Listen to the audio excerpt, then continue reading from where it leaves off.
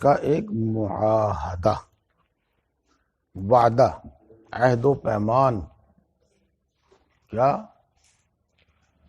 کہ میں اب اپنے آپ کو آپ کے سپرد کرتا ہوں، دین کے متعلق جو جو آپ کہتے رہیں گے میں اس کو کرتا رہوں گا، اس کی خلاف ورزی نہیں کروں گا۔ یہ ایک معاہدہ ہوتا ہے۔ اصل میں تو ہم لا الہ الا اللہ محمد الرسول اللہ پڑھ کر اللہ سے عہد معاہدہ کر چکے ہیں۔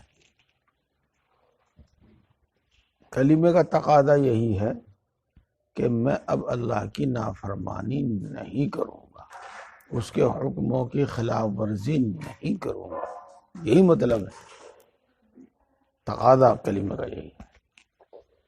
اسی عہد و پیمان کو جو ہم نے اللہ سے کیا ہے، نیا کرنے کے لیے، اسی کی تجدید کرنے کے لیے شیخ سے بھی بیعت کرتے ہیں، اور اس کی بڑی برکت ہے۔ برکت کا مطلب بڑا نفع ہے، اور دینی نفع ہے، اور دین کے ساتھ پھر دنیا کا بڑا نفع ہے۔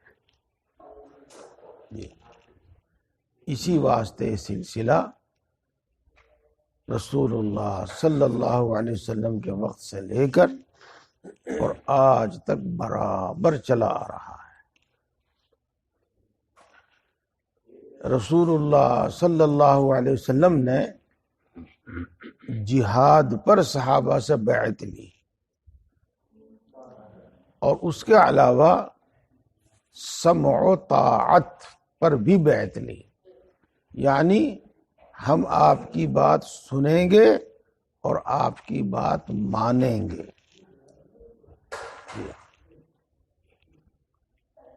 ایک بیعت ہے گویا کہ مستحب، اور ایک بیعت ہے گویا کہ فرض، چاہے یوں کہہ لو یا یوں کہو، ایک بیعت کی صورت ہے اور ایک بیعت کی حقیقت ہے۔ حقیقت بیعت کی صورت تو یہی ہے کہ ایک آدمی نے بیعت کی تو ہاتھ میں ہاتھ ڈال لیا، چند آدمیوں نے بیعت کی تو کسی چادر وغیرہ کا پلہ پکڑ لیا، یہ تو ہے بیعت کی صورت۔ اور بیعت کی حقیقت کیا ہے؟ بیعت کی حقیقت یہ ہے کہ آدمی کو یہ یقین رکھنا چاہیے کہ دین میں مجھے اس شخص سے زیادہ اور کسی دوسرے آدمی سے نفع نہیں ہوتا اور نہ ہوگا، لہذا میں ان کی ہر بات مانوں گا اور ان کی حکم کی خلاف ورزی نہیں کروں گا۔ یہ دل سے آدمی عہد کر لے، ارادہ کر لے، اسی کا نام سچی بیعت ہے۔ یہ تو بیعت کی ایک صورت ہے، اور بیعت ایک سچی ہے۔ جب تک آدمی اس عہد و پیمان کا لحاظ کرتا رہتا ہے تو برکت جاری رہتی ہے، نفع جاری رہتا ہے، دینی نفع جاری رہتا ہے۔ ایک کا نہیں، دو کا نہیں، 100 کا نہیں، ہزاروں، لاکھوں، کروڑوں لوگوں کا تجربہ ہے۔ جی ہاں، میں جب جلال آباد آیا کرتا تھا حضرت مولانا مسیح اللہ خان صاحب نور اللہ مرقدہ کی حیات میں، تو پورے جلال آباد کا ہی منظر الگ ہوتا تھا۔ اب اپنی نگاہ ہے، ہاں، تو پورے جلال آباد پہ ہی ایک گویا کہ نور کی چادر تنی ہوئی دکھائی دیتی تھی۔ جب ہم حضرت کو خط لکھتے تھے تو خط لکھنے کا ارادہ کرتے ہی، خط لکھتے ہی اپنے اندر تبدیلی شروع کر دیتے تھے، تبدیلی محسوس کرنے لگتے تھے، اور جب جواب آتا تھا تو الگ ہی ایک حالت ہو جاتی تھی، گویا کہ جو کچھ سوال کیا اس کا اطمینان بخش جواب، حالت اس پر مطمئن۔ یہی حال ہردوئی کا ہوتا تھا. جی وہاں کی برکتیں جی تو برکتیں جاری رہتی ہے جب تک آدمی ان باتوں کا لحاظ و پاس کرتا ہے جو بیعت کے وقت اس نے اقرار کیا ہے، ان کا لحاظ رکھتا ہے، یعنی گویا کہ بیعت نہیں توڑتا، اور بیعت میں جو وعدہ کیا اس نے اس وعدے کو نہیں توڑتا، برکت جاری رہتی ہے. لیکن اس کا مطلب نہیں کہ اگر ان کی خلاف ورزی کی تو بیعت ٹوٹ گئی، نہیں. جس طرح سے گناہ سے توبہ کرتا ہے آدمی، ایسے ہی اگر بیعت کے وقت جو عہد و پیمان کیا ہے، اقرار کیا ہے، وہ ٹوٹ جاوے، اس کی خلاف ورزی ہو جاوے، تو پھر نئے سرے سے ارادہ کر لے کہ توبہ کر لے، نئے سرے سے ارادہ کر لے کہ آئندہ میں اس کی خلاف ورزی نہیں کروں گا. تو بیعت کی برکت انشاءاللہ جاری رہے گی. بیعت کی برکت کا مطلب یہ نہیں ہوتا کہ آپ کچھ بھی کرتے رہیں اور بیعت آپ کے پیچھے دوڑتی رہے گی، یہ نہیں. ہاں آپ سب جانتے ہیں کہ دودھ، گھی، پھل، یہ سب چیزیں انسانی جسم کو قوت دیتی ہیں، طاقت دیتی ہیں. لیکن اگر آدمی کے اندر جسم ہی کا اتنا بگاڑ ہو جائے پھر یہ کچھ اثر نہیں کرنے کی. اگر آدمی بد پرہیزی کرتا رہے گا تو پھر کا کوئی فائدہ ظاہر نہیں ہونے گا. تو بیعت کی برکت ہے وہ ظاہر ہوگی معمولات کی پابندی کے ساتھ، گناہوں سے بچنے کے ساتھ، مجاہدے کے ساتھ.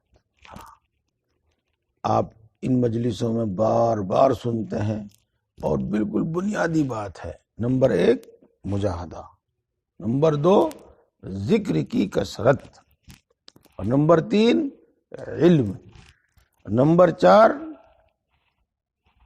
فکر آخرت. فکر آخرت اس کو مراقبہ موت بھی کہہ دیتے ہیں. اصل تو فکر آخرت ہے، مراقبہ موت سے فکر آخرت پیدا ہوتی ہے، آخرت کی فکر پیدا ہوتی ہے. اور دین سیکھتے رہنا، اللہ والوں کی صحبت میں جاتے رہنا، ان سے تعلق رکھنا، ان چیزوں سے ایمان تندرست رہتا ہے. پھر توبہ کرے گا تو انشاءاللہ اس کا بھی فائدہ محسوس کرے گا، ذکر عبادت جو بھی کرے گا اس کا فائدہ محسوس کرے گا، برکت کا فائدہ، بیعت کا فائدہ محسوس کرے گا. ان کو چھوڑ دے گا تو کچھ نہیں. جی ہاں، ساری زندگی ان کی ضرورت پیش آتی ہے. دیکھو دوستو، بڑے اکابر یہ فرماتے ہیں کہ کہیں بھی پہنچ جاوے، کتنا ہی بھی بڑا مرتبہ اور مقام اس کو مل جاوے، اور کتنی بھی عمر گزر جاوے، اس کو چاہیے کہ معمولات کا پابند رہے. ہاں بڑھاپا آ گیا، کمزوری آ گئی، بیماری آ گئی، تو اس بڑھاپے میں جتنی طاقت ہے اس کے حساب سے اپنے معمولات مقرر کر لے، بیماری میں جتنی ہمت ہے اس کے مطابق کام کر لے، لیکن چھوڑے نہ. اور ایک عبادت تو ایسی ہے، ایک معمول تو ایسا ہے کہ آدمی جتنا بیمار ہوتا ہے اتنا زیادہ ہوتا ہے وہ، اور جتنا کمزور ہوتا ہے اتنی زیادہ ہوتا ہے. وہ کیا ہے؟ اللہ کا دھیان. آئی بات سمجھ میں کچھ؟ اللہ کا دھیان، توجہ اللہ. چاہے زبان ذکر کرے نہ کرے، تلاوت ہو نہ ہو، نوافل پڑھے جاویں نہ پڑھے جاویں، لیکن یہ کسی وقت ختم نہیں ہوتی، بلکہ یہ تو کمزوری میں، بیماری میں، مصروفیت میں، مصیبت میں اور زیادہ ہوتی ہے. ہاں خیر، بہرحال ان معمولات کو جاری رکھیے گا. اس وقت آپ کو جو ذکر بتایا ہوا ہے میں دوبارہ بتاتا ہوں سب کو. جنہوں نے ابھی تک کوئی ذکر شروع نہیں کیا وہ ایک تسبیح استغفار کی، ایک درود شریف کی، ایک لا الہ الا انت سبحانک انی کنت من الظالمین. یہ 3 تسبیح صبح شام دونوں وقت یا ایک وقت پڑھ لیا کر. اور 5 نمازوں کے بعد تسبیح فاطمی پڑھا کریں. فجر میں اور عصر میں جو تسبیح پڑھتے ہیں 33 مرتبہ سبحان اللہ، 33 مرتبہ الحمدللہ اور 34 مرتبہ اللہ اکبر، یہ 5 نمازوں میں پڑھا کریں. ظہر، مغرب اور عشاء میں سب نفلوں سے سنتوں سے فارغ ہو کر پھر پڑھا کریں. یہ تسبیح فاطمی یہ معمول. اور 3 تسبیح بیٹھ کر فرصت میں، تنہائی میں. تنہائی کا مطلب یہ بس فرصت ہی ہے، چاہے وہاں مجمع ہو کوئی ایسی بات نہیں، مسجد میں، گھر میں، یکسوئی میں بیٹھ کر 3 تسبیح پڑھیں گے. لا الہ الا اللہ، لا الہ الا اللہ، لا الہ الا اللہ. جب کہیں گے لا الہ تو اس کے ساتھ یہ تصور کریں گے، یعنی یہ سوچیں گے کہ تمام خواہشات دل سے نکل گئی. اور جب الا اللہ کہیں گے تو یہ سوچیں گے کہ اللہ کی محبت دل میں جم گئی، یا یوں سوچیں گے کہ اللہ کی محبت سے میرا دل بھر گیا. یہ اور دوسرے حضرات بھی بیٹھے ہیں جو سن رہے ہیں، ان کے نفع کی بھی ایک دوسری بات ہے. مبتدی کو چاہیے، جو کام شروع کرے اس کو چاہیے کہ وہ یہ تصور کرے کہ تمام خواہشات میرے دل سے نکل گئی. اور جن کو اپنے اوپر کچھ قابو ہو گیا ہے، گناہوں سے بچنے لگے ہیں، تو وہ یہ سوچیں کہ غیر اللہ میرے دل سے نکل گیا، اللہ کا غیر میرے دل سے نکل گیا، وہ یہ سوچا کریں. یہ اس طرح 3 تسبیح پڑھیں. نماز تکبیر اولیٰ کے ساتھ جماعت کے ساتھ پڑھنے کی کوشش. اور اگر ایسا نہ ہو سکے تو جس طرح ہو بہرحال نماز کی پابندی. جو حضرات قرآن پاک پڑھے ہوئے ہیں ان کو قرآن تلاوت کی پابندی، جتنا بھی پڑھ سکیں، پاؤ پارا، آدھا پارا، کم زیادہ. مسنون دعائیں، اذکار مسنونہ، ذکر مسنون جس کو ہم کہتے ہیں، وہ کتاب لے لیں سب اور یاد کریں. ان میں سے ایک ایک دعا، بلکہ ایک ایک لفظ یاد کر رہے ہیں. آسان آسان دعائیں، مختصر مختصر چھوٹی چھوٹی دعائیں یاد کر لیں، ان کو پڑھا کریں. رسول اللہ کی سنتیں، رسول اللہ صلی اللہ علیہ وسلم، اس نام کی ایک کتاب بھی ہے. اور کتاب نہ بھی ہو تو بہرحال کھانے کی، پینے کی، سونے کی، اور دوسری ان کو کہتے ہیں ہم سنن عادیہ، ان کی پابندی کریں. نماز میں سنتوں کی پابندی تو بہت ہی اہم ہے، کہ ان کی بھی پابندی کریں. کھانے پینے، سونے جاگنے کی سنتوں کی بھی پابندی کریں. یہ 4 کام ہوئے. اور 5واں کام، اپنے آپ کو خالی نہ چھوڑے.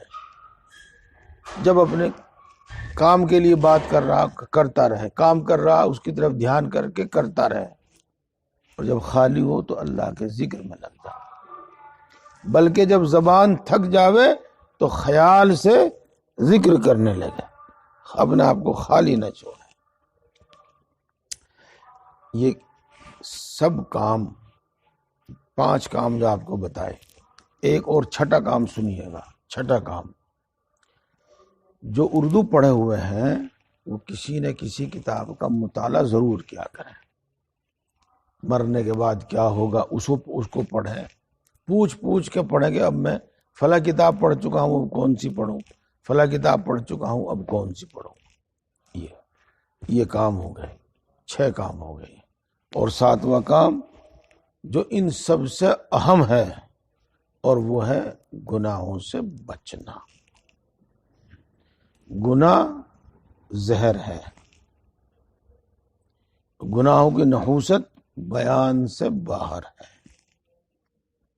گناہ کرنے سے آدمی کا ہاتھ نہیں ٹوٹتا، پاؤں نہیں ٹوٹتا، روزی نہیں بند ہوتی، لیکن اس کے دل کا ستیہ ناز ہو جاتا ہے، اللہ کی محبت کم ہو جاتی ہے، اللہ کا خوف کم ہو جاتا ہے، طاعت و عبادت کی رغبت کم ہو جاتی ہے، بلکہ غفلت بڑھ جاتی ہے، گناہوں کی طرف میلان بڑھتا چلا جاتا ہے۔ تو گناہوں سے بچنا، یہ کیا کام بتائے گئے؟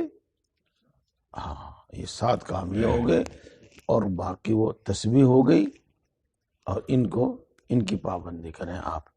جو اس سے زیادہ کر رہے ہیں، پہلے سے لگے ہوئے ہیں، وہ جو کر رہے ہیں وہ کرتے رہیں، اور مہینے میں 2 مہینے میں اپنی سب حالت بتا کر پھر آگے سبق لے لینا چاہیے۔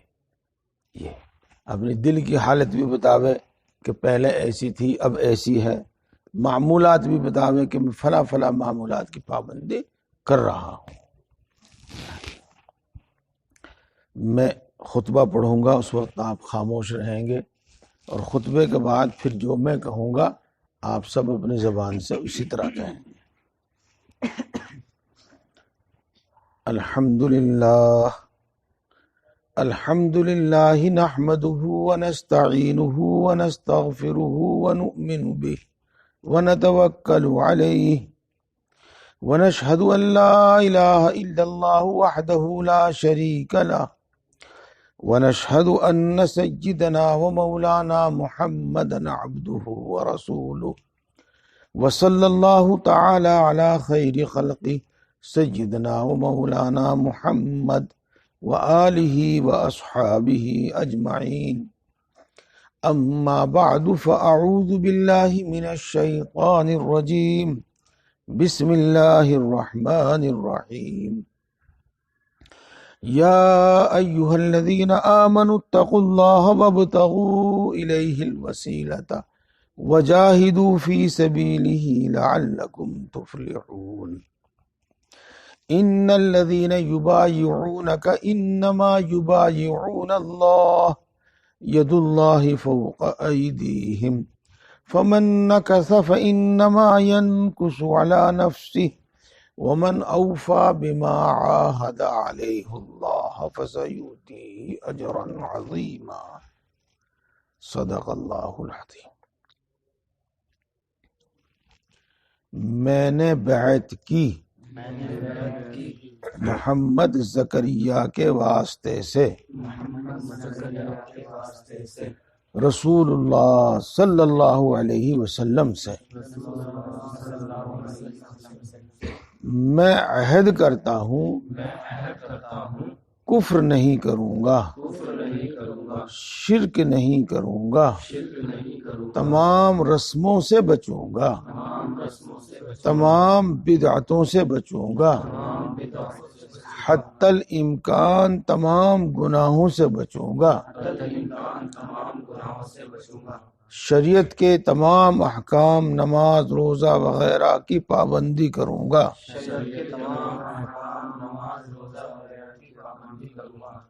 جائز کام میں شیخ کے حکم کی خلاف ورزی نہیں کروں گا۔ اللہ تبارک تعالیٰ۔ الحمدللہ رب العالمین الرحمن الرحیم مالک یوم الدین والصلاة والسلام علی سید الانبیاء والمرسلین محمد وآلہ واصحابہ اجمعین۔ لا الہ الا انت سبحانک انی کنت من الظالمین۔ ربنا ظلمنا انفسنا وإن لم تغفر لنا وترحمنا لنكونن من الخاسرین۔ اے اللہ ہم سب کو ایمان کامل عطا فرما، ایمانی تقاضوں پر عمل کرنے کی توفیق عطا فرما۔ اے اللہ اپنی محبت و معرفت عطا فرما، تقوی طہارت کی زندگی نصیب فرما۔ اے اللہ ہماری تمام کارروائی میں، تمام عبادتوں میں اخلاص پیدا فرما۔ اے اللہ ہماری تمام عبادتوں میں اخلاص پیدا فرما۔ اے اللہ ہم جیسے ہیں تو خوب جانتا ہے۔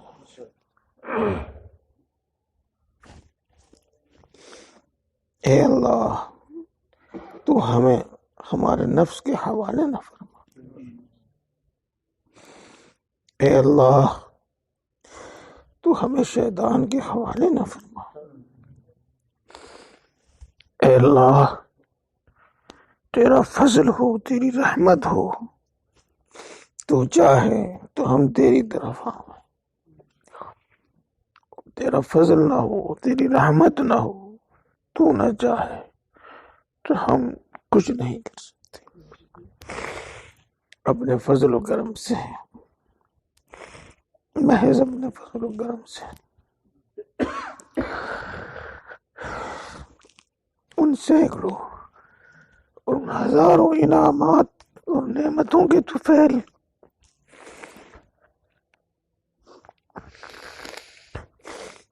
جو تو نے ہم پر بلا استحقاق کیے ہیں،